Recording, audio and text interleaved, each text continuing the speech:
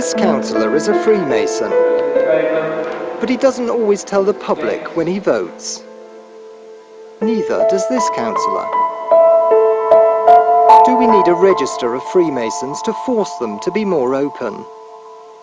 If there's nothing to hide, why give the impression that you've got something to hide? Or are Freemasons being unfairly singled out?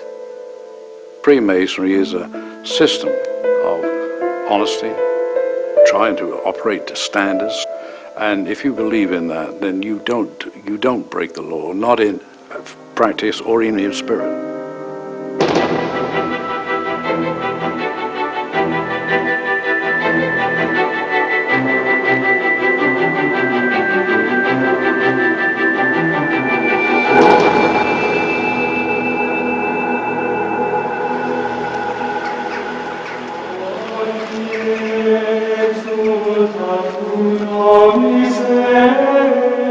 The medieval stonemasons who built our churches and cathedrals also provided the inspiration for Freemasonry.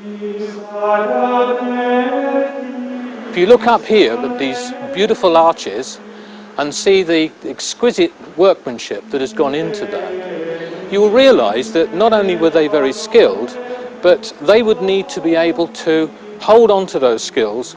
So what they would do is to impart their skills only to those that they thought were trustworthy. Many of them couldn't read, many of them couldn't write. So they did this by use of signs and special tokens. And it's those particular keywords and those particular signs that go back many, many hundreds of years that in the Masonic lodges of today we consider to be very special, and they form, yes, a secret part of our ceremonies. That is the only secretive part of our ceremonies. The travelling stonemasons formed lodges wherever they worked, and they used their secret signals to protect and promote their fellow members. My ancestors in the craft went to the buildings and worked on the building until they were completed, you see. And of course there were constant comings and goings, and so they developed this system of signals, secret handshakes or things like that, so that they could tell that the new man was a definitely qualified man. And I think that from that we gradually developed the idea of Freemasonry. Many medieval guilds disappeared during the Industrial Revolution, but the Masons' rituals and secret signals appealed to the new professional classes. The lodges were transformed from working men's to gentlemen's clubs. This transformation was so successful that Freemasonry now has 300,000 members. The all-male tradition still survives. The links between stonemasonry and Freemasonry can be seen in quarrying areas. On Portland, there are 6 Masonic lodges and 500 members. Nationally, about 1 in 70 men are Freemasons. On Portland, it's 1 in 8. I was apprenticed in October 29, 1929, and I served a 5-year apprenticeship. And then I did progress from stonemason to foreman and assistant manager and eventually works manager. And did you become a Freemason? Not until I became an assistant manager, because I was so afraid that someone might say he got that job for being a Freemason, you see. And they would, so I didn't attempt to join until I had a position of some authority that I'd earned.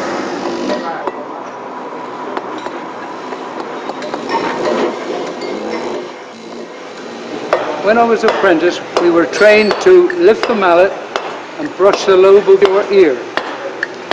I don't do that now.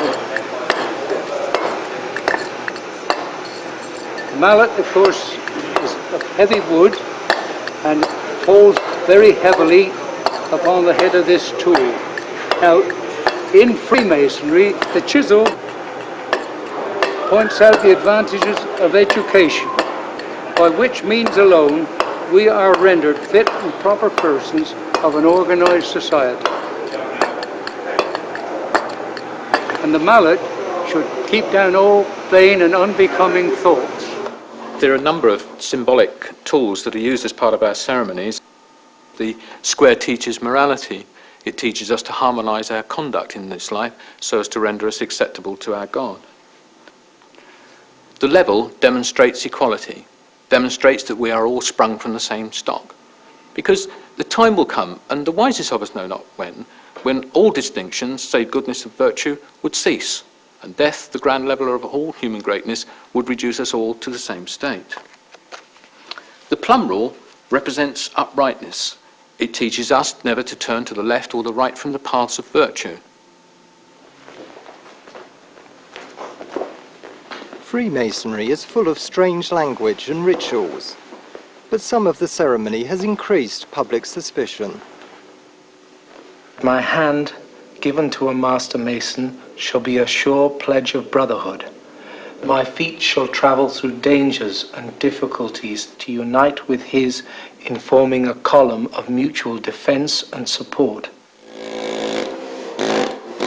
These vows suggest that, like the old stonemasons, Freemasons still believe in mutual support. So do they also protect and promote their own members? Some people believe that Freemasons enter Freemasonry to sort of get on in their careers. Is that not the case?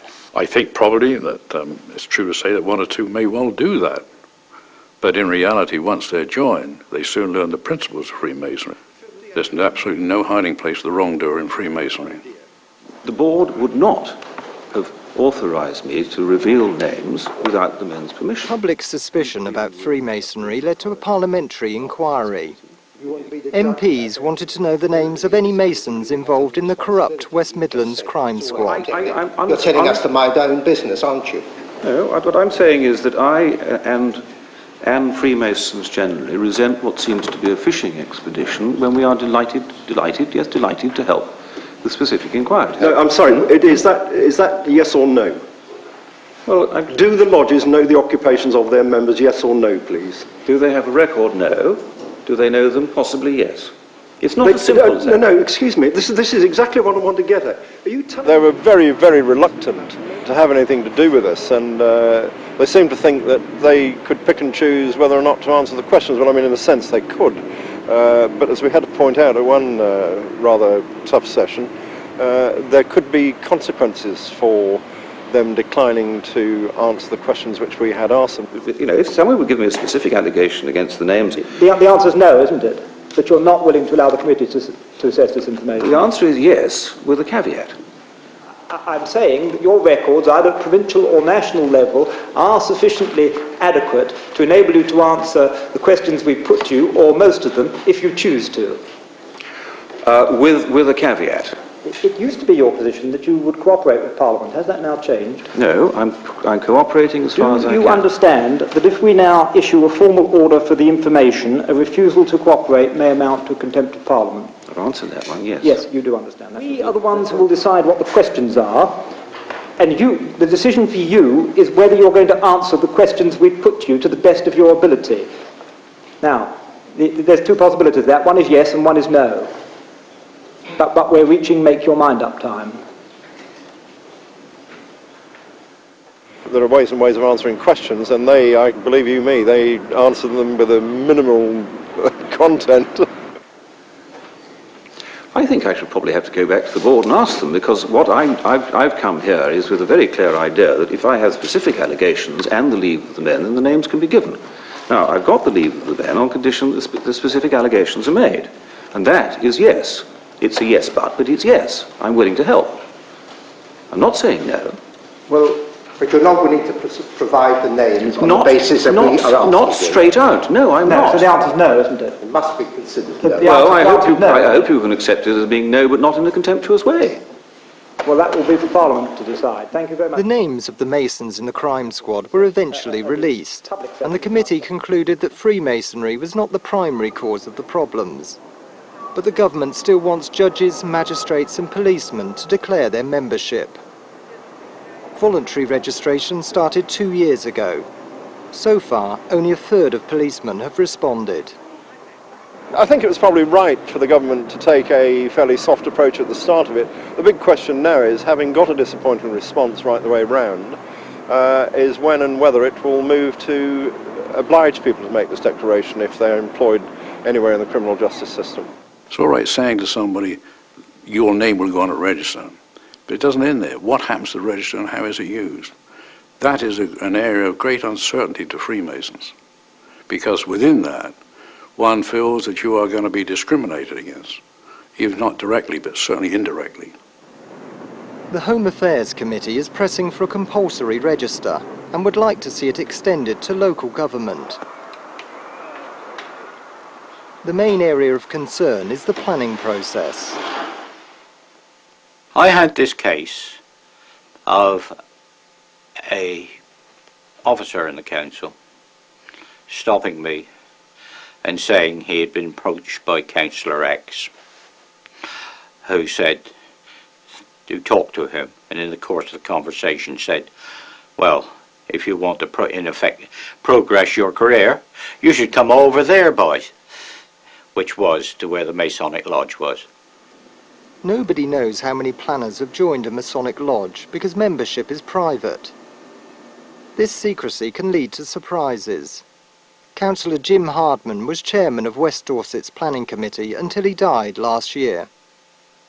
I went along to pay respects to a man that I thought a lot of. And I sat in the pew in this village church, and I sat right behind the coffin, and then it hit me really smack in front of me was the symbols of Freemasonry, the dividers and the compass. And that was the first intimation I had as a group leader on West Dorset that Jim was a Freemason. The rules of local government do not force Masonic councillors to declare their membership, but they do have to declare an interest if a Mason from their lodge submits a planning application. The councillor should declare the interest. He doesn't have to say what it is, but he needs to declare it, and he then needs to absent himself from any decision-making process involving it. He needs to keep away from it. He needs not to go to the meeting where it's being discussed. He shouldn't lobby about it behind the scenes or speak to an officer or other members about it. He should just leave it all alone and keep away from it. Southern Eye looked at whether councillors in Dorset are following these rules. We identified 16 councillors with Masonic connections, and 13 of them are involved in planning. One of the longest serving is back on the Masonic Isle of Portland. Are you aware that sort of under the local government code of conduct you're supposed to declare an interest if somebody in your lodge submits a planning application? I wasn't aware of that, no, but as far as I know, I'd never been involved with any member of any lodge. We found an example where a fellow lodge member had submitted an application. There's no suggestion that Mr. Ames tried to influence the committee, but he did not declare an interest. Mr. Ames has temporarily resigned from the Freemasons, and he's not sure whether he was still a member at the time of the committee meeting. I think I probably wasn't. But as I say, I take applications in the planning on the evidence I've got, and if I'm not happy with it, I go to look at it myself and form my own opinion. There is also one Masonic councillor on the Northern Area Planning Committee in West Dorset. Terry Farmer joined Sherborne Lodge in the same year as Owen Curtis. Mr. Curtis has since submitted a planning application to Mr. Farmer's committee, and so have 2 other members of Sherborne Lodge. There's no suggestion Mr. Farmer improperly influenced the decisions, but he never declared his interest. There have been these 3 cases where Freemasons in your lodge have submitted planning applications. Why have you not declared an interest? Well, none of them have been my personal friends. I'm a member of the Conservative Party here. There are about 500 members in Sherborne. Some of them I know very, very closely and are what I would call my personal friends. If they came up, I would then declare an interest in the same way if a Freemason that was a personal friend of mine, I would do so. All the lodge members don't go to the lodge. I mean, some people like myself are not that frequent in attendance due to the fact that they've taken on other duties in public life.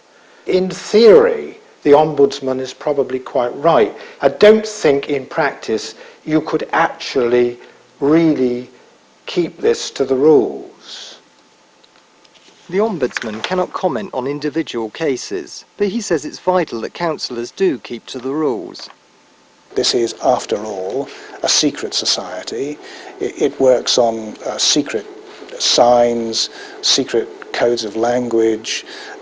Meetings are held behind closed doors, and many people are suspicious that Masons are there to further the ends of other Masons. Well, that's a suspicion that really can't be allowed to visit local government. Do you think the sort of the secrecy surrounding the movement breeds paranoia? Obviously does. I have to admit that, because that's the situation that that we find ourselves in today, which I think is very unfortunate. All we really ask is that the general public look at us the way that we are, instead of accepting innuendos and things that unsubstantiated allegations. Freemasons say their secrets are harmless.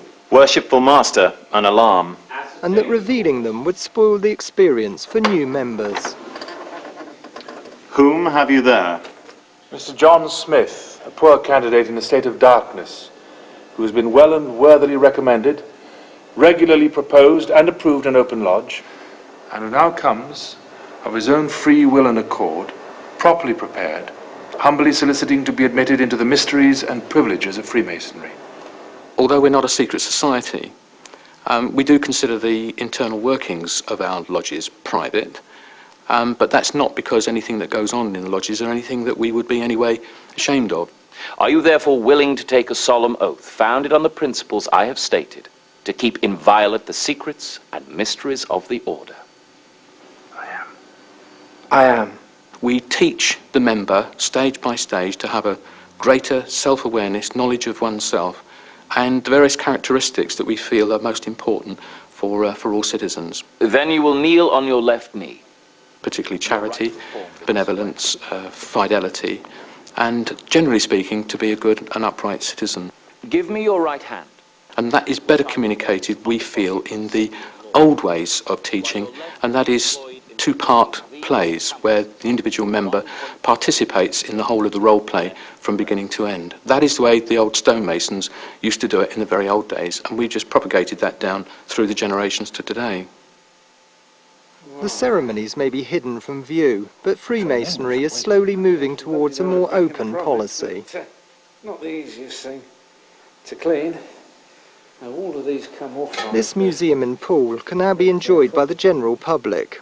The history of Freemasonry in Dorset goes back 264 years, and there are artefacts from many of the province's 48 lodges on display. The old Masonic aprons on the wall tell their own stories. You'll see they contain three figures: faith, hope and charity. And these are symbols that we concern ourselves with in our ceremonies and in our general moral standards. We think that maybe some of the ladies took a terrific interest and made a lot of adornments on them that only the men appreciated. Let's take a lot of maintaining. I wonder if you get the same quality of workmanship today. It'd be very nice on the dining room table. We've always been the subject of humour to the outside world, and it is very interesting. Postcards, cartoons and so forth. There's quite a number of them here that generally take the mick out of us in a quiet way, but all in good nature. No violence, no bad feeling, just good fun. Freemasons are also keen to promote their charity work. Here we are, all done and dusted again. Nationally, they raise £15 million a year for good causes. One of Dorset's biggest charity events was a Pirates' Day Out for disabled children on Round Island. That was a wonderful day. It's one that will always live with us. It started just from an embryo idea from some of our members, that with some of their work in the community dealing with disadvantaged children, that we ought to be doing something special for them. £20 voucher. I always remember the looks on their faces. They had a wonderful time. I'd like to introduce our host and hostess here today, Harry Palmer and his delightful wife, Ina. Now, they're the ones who have hosted the event today on this delightful island. Without their kindness, this day wouldn't be possible. The owner who allowed the children to use the island that day was a Freemason called Harry Palmer. For all of your help and all of your kindness, and thank you for helping to make this day such a wonderful success. Mr. Palmer is a developer who has built hundreds of homes in Dorset. Some of his company's planning applications go through East Dorset District Council, where they're considered by Councillor Derek Burt. Mr. Burt's been on the planning committee since 1966, and for the past 20 years he's been in the same Masonic lodge as Harry Palmer. Mr. Burt is one of only 3 Masons on the committee, and there's no suggestion he improperly influenced decisions, but Southern Eye has discovered that he does not always declare his Masonic interest. The amended plans for this Harry Palmer development in Corfmullen were opposed by the pensioner next door. You wait until they get the tiles on. It isn't going to look quite so good once the tiles on. She told Mr. Burt's committee that the executive homes would overlook her small bungalow. I thought they listened. I thought they were sympathetic. But when it's all over, you suddenly realise that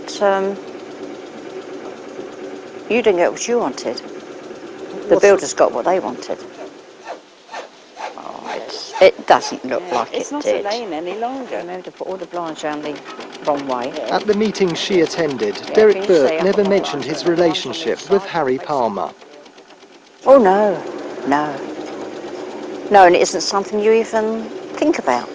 Mr. Burt says he only declares an interest if the planning application is contentious, and he points out that he did so on one Harry Palmer development. But over the past decade, Mr. Burt has considered 13 Harry Palmer applications. And at 12 of these meetings, he did not declare an interest. Trust and confidence in the system is absolutely fundamental, and members of the public must be assured that councillors are always considering whether they have a financial or non-financial interest in something coming before them, and if they do, they must keep out of the decision-making process. The decision-making process in West Dorset involves more Freemasons. Brian Rowe is one of 2 Masons on the Western Area Planning Committee. He joined the Bridport Lodge in the same year as a developer, Eddie Fry.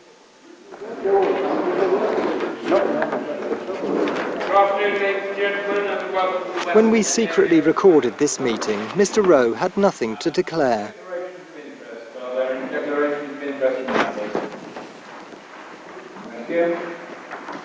He then voted in favour of an application by Mr. Fry's company, C.G. Fry & Sons.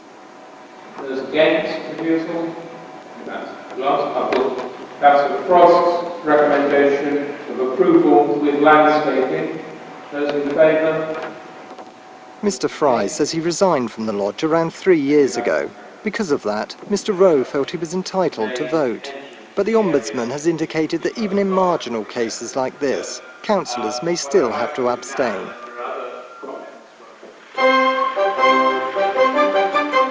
Fry & Sons are building in many of the nearby villages.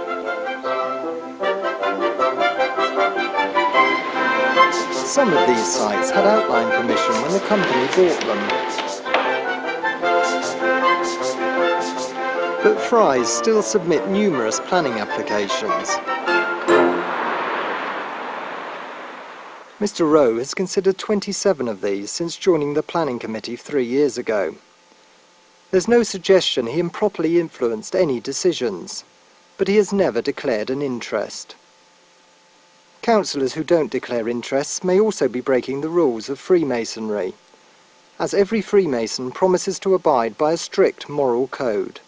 They take an obligation, which is a promise, to uphold the principles and tenets of Freemasonry, to not bring the organisation into disrepute, to not use their membership in any shape or form for a personal or business advantage or that of any of the other members. They actually take a promise to that effect. About 30 members a year are expelled for failing to live up to these standards. Freemasons say this shows how seriously they take self-regulation. So if anybody was abusing Freemasonry or not declaring their interest, you'd want to know about it? We would want to know about it, most definitely. And you would deal? We would deal with it. We have our own discipline code, and we're very jealous of our own reputation and our good honour. Like the old stonemasons, Freemasons want to be left to regulate their own affairs. If the government disagrees and imposes a compulsory register of members, it will face fierce opposition from one of our oldest and most resilient institutions. I think it's down to us in Freemasonry to educate people, but at the same time to challenge them and say, well, why single out Freemasonry? Where is the evidence to do that? I've been a Freemason now for 40 years, and I know nothing wrong about that at all. Nobody's ever asked me to do something wrong for them, or I've never had any benefit other than social from being a Freemason. Within a Masonic lodge, there are many good people, many outstanding people, who do a lot of good works, and you cannot fault them at all for their role in society. But I do think that what it does, it provides a structure in which odd people who want to advance themselves can get together. Let me congratulate you on being admitted a member of our ancient and honourable institution. When I first joined Freemasonry way back in the 50s, I was sworn to secrecy, even to the extent that I wouldn't discuss it with my wife. Ancient, no doubt it is, as having subsisted from time immemorial. And honourable it must be acknowledged to be.